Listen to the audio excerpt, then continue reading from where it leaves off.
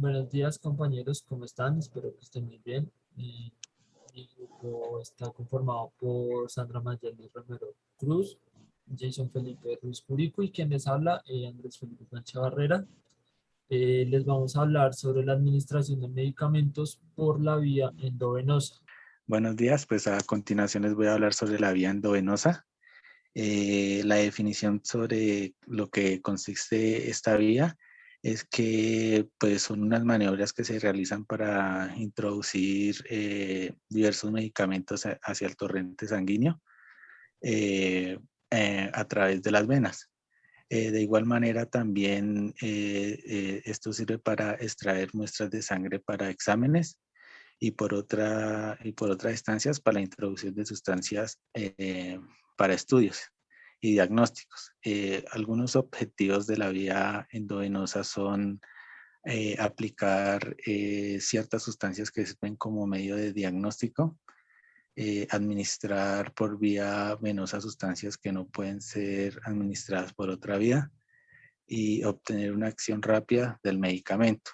Algunos de los principios científicos de la vía endovenosa son psicológicos, anatómicos, farmacológicos, en los cuales pues en los psicológicos pues, el dolor provoca temor e incomodidad. En los anatómicos la fibra muscular se contrae y se relaja voluntariamente. En los farmacológicos la intensidad de absorción del medicamento administrado depende de solubilidad, de preparación de riesgo sanguíneo de la zona correspondiente. Continuando, pues unas medidas muy importantes sobre las precauciones en la vía endovenosa es comprobar si la inyección es intravenosa, siempre sacar el aire de la jeringa, colocar el brazo del paciente en el nivel más alto que del cuerpo, elegir un buen sitio antes de puncionar para evitar traumatismos, aplicar el torniquete de una forma que no traumatice al paciente, soltando antes de inyectar el líquido, vigilar las hematomas, observar la reacción del paciente y no mezclar las sustancias.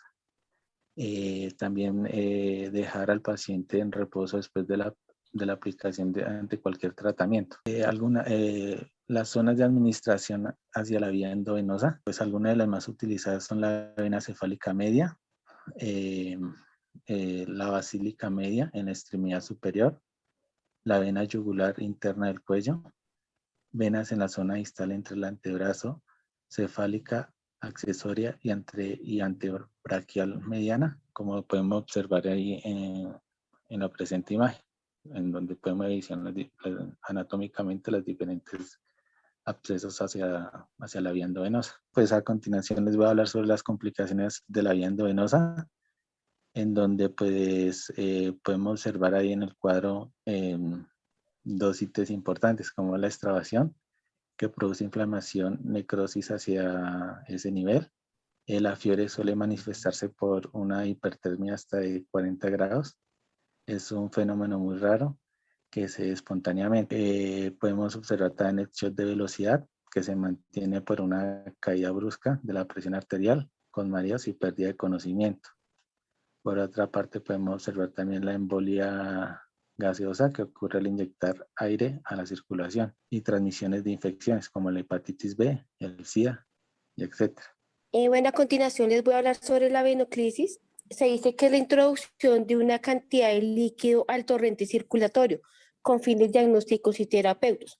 En este se pueden administrar grandes cantidades de líquido por la vía endovenosa. Esto generalmente se hace en un goteo muy lento. Los objetivos principales de la venoclisis es poder suministrar al paciente medicamentos cuando se necesita un efecto bastante rápido o su acción es irritante o ineficaz por medio de otra vía. Se pueden proporcionar líquidos, electrolitos y nutrientes cuando el paciente lo requiera. Se debe estimular el funcionamiento y sirve para suministrar medios de contraste para exámenes diagnósticos, como resonancias magnéticas o radiografías. Las precauciones que debemos tener como enfermeros es utilizar soluciones a temperatura ambiente, excepto cuando hay una orden médica específica. Se debe tener en cuenta la fecha de vencimiento siempre de las soluciones antes de iniciar el proceso. Siempre se debe rotular las soluciones antes de instalarlas con fecha y con hora en la que se abre. Se debe elegir preferiblemente venas de buen calibre en sitios que no tengan flexión o miembros superiores, iniciando de la parte distal a la parte proximal. Como enfermeros debemos vigilar frecuentemente el sitio de venopunción en busca de signos de complicación.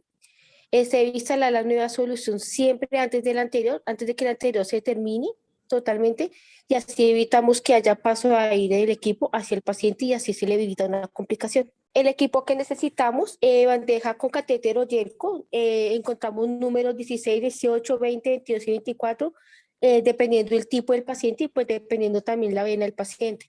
Se debe tener la solución totalmente rotulada y lista para instalar siempre con fecha y con hora. El equipo de venoclisis que encontramos, equipo de microgoteo, normogoteo o macrogoteo. Torundas de algodón, riñonera, esparadrapo, bolsa de desperdicios, torniquete, un atril y los guantes. La fórmula que necesitamos para el cálculo del goteo se realiza para determinar cuántas gotas se le deben pasar en un minuto al paciente. Eso es necesario conocer, ya que la cantidad de gotas que contiene cada un cc según el equipo de infusión.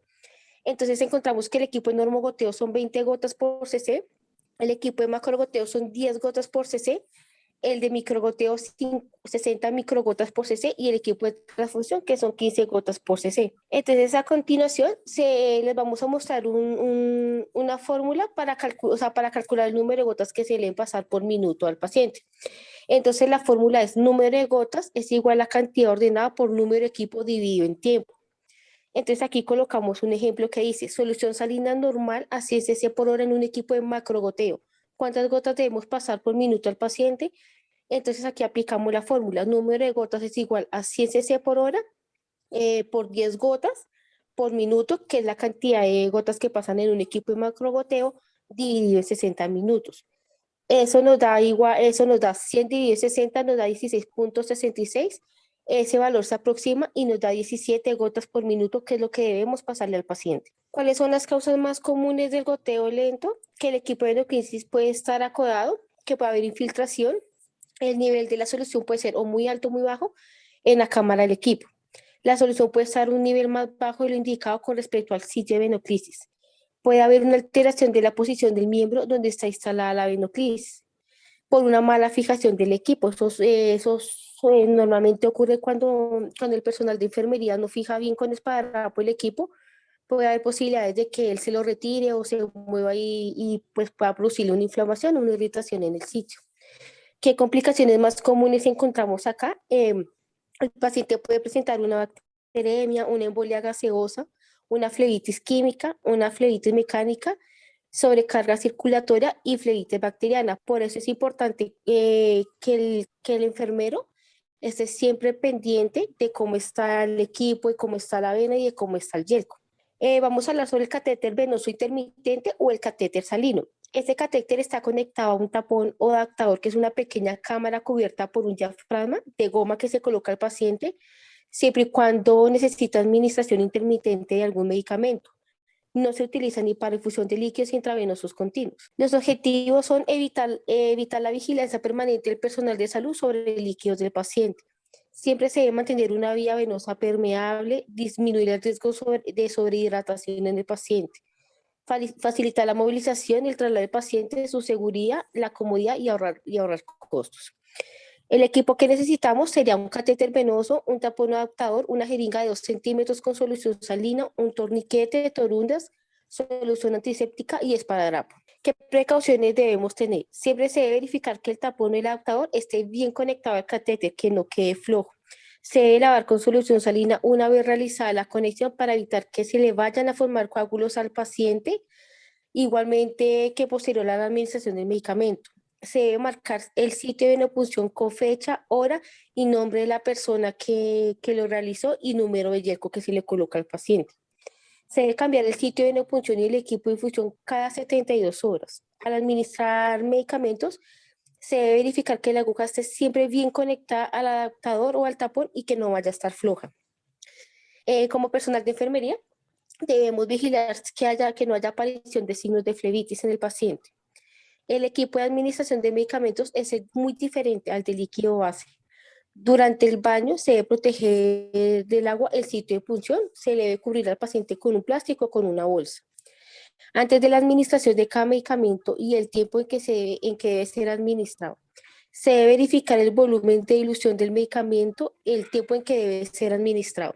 Catéter venoso intermitente o catéter venoso central. Este es un dispositivo que va directamente al torrente sanguíneo a nivel central con el fin de administrar medicamentos, fluidoterapia, nutrición parenteral total o para monitorización hemodinámica o hemodiálisis.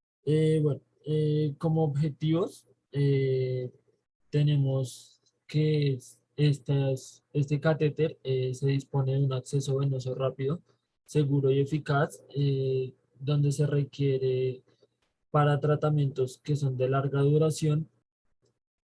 También se realiza este catéter para la reducción del número de punciones traumáticas hacia el paciente, evitando el uso de las venoclisis.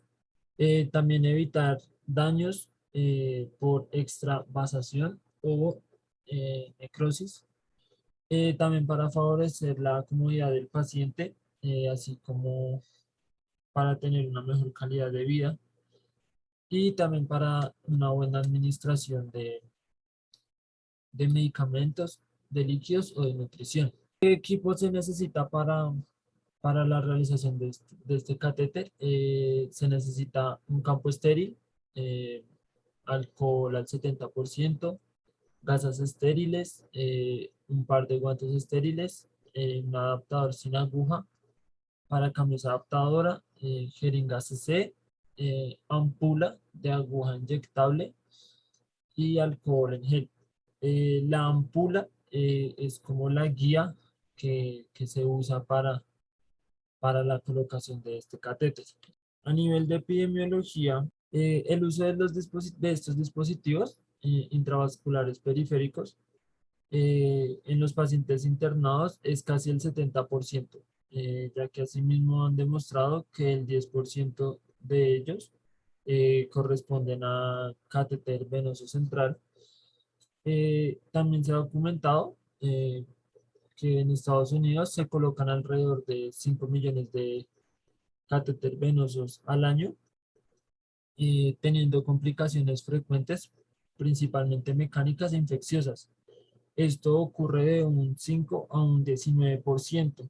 También se han realizado estudios en España y Estados Unidos, donde estiman la mortalidad asociada a estas infecciones en un 9.4 a un 25% respectivamente, donde también tienen como consecuencia un alto impacto sobre el costo de la atención de los servicios de salud. Les voy a hablar ahora sobre las prevenciones que se deben tener al momento de colocar este catéter. Se debe tener una educación y una capacitación al personal encargado de la inserción, la manipulación y el mantenimiento del catéter, ya que esta es una parte importante de las complicaciones infecciosas relacionadas con los catéter venosos. El facilitar las guías actualizadas que contengan información relacionada con la inserción, mantenimiento de los catéter es una parte muy fundamental de la educación. La colocación de este catéter debe llevarse a cabo utilizando una técnica aséptica posterior a una desinfección de la piel y haciendo el uso de todo el equipo de barreras y barreras estériles. En caso de haber colocado el catéter con técnica no aséptica, debe garantizarse el reemplazo de este en menos de 48 horas, ya que puede presentar una infección o una bacteria. Otras recomendaciones adicionales serían prevenir complicaciones infecciosas, como ya lo dije antes, donde incluyan limpiar el conector con alcohol al 70% cada vez que se administren soluciones, eh, utilizar un lumen solamente, exclusivamente para nutrición parenteral y este se debe retirar cuando ya no sea necesario. También actualmente no se recomienda el uso de anticoagulantes o antibióticos profilácticos para la reducción de infecciones, ya que un metaanálisis que incluyó cerca de 2.600 catéteres demostró una tasa de bacterias asociadas a la inserción del catéter menor. También se han realizado otros estudios donde confrontan la efectividad del uso del dispositivo impregnando clorhexidina con el uso estándar de poliuterano, donde se evidencia que es el primero que disminuye el riesgo relativo de infección. También dentro de las principales recomendaciones para la prevención de las complicaciones mecánicas son a un neumotórax, una hemorragia, una lesión en vasos sanguíneos e intentos fallidos. Esto se debe más que todo es en la experiencia del operador, en el limitar el número de intentos al colocar el catéter, utilizar una guía de ultrasonido, una confirmación de la posición del catéter. También una complicación que puede recurrir ya sea en el momento de la colocación o el retiro, es prevenir un embolismo gaseoso.